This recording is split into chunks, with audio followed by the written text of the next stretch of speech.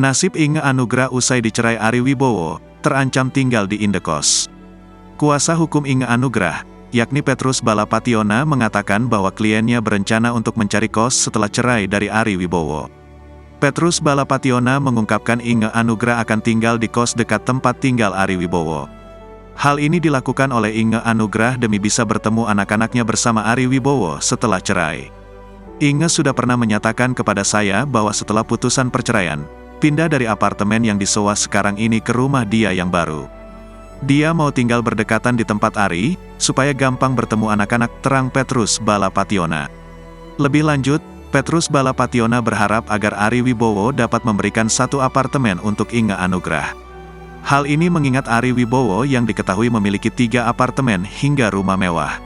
Siapa tahu Ari mau kasih, ya udah, satu apartemen buat dia biar anak-anak datang, tapi belum sampai ke situ, mudah-mudahan.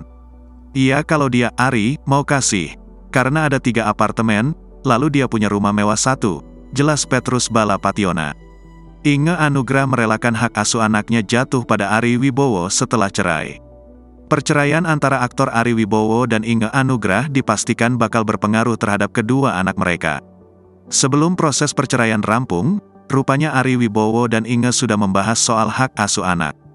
Dilansir dari tribunjambi.com, Inge mengaku sudah merelakan hak asuh anak diserahkan pada Ari. Meski demikian, Inge mengajukan satu syarat pada Ari. Inge meminta agar Ari tak membatasi aksesnya untuk bertemu atau menghabiskan waktu bersama kedua anaknya.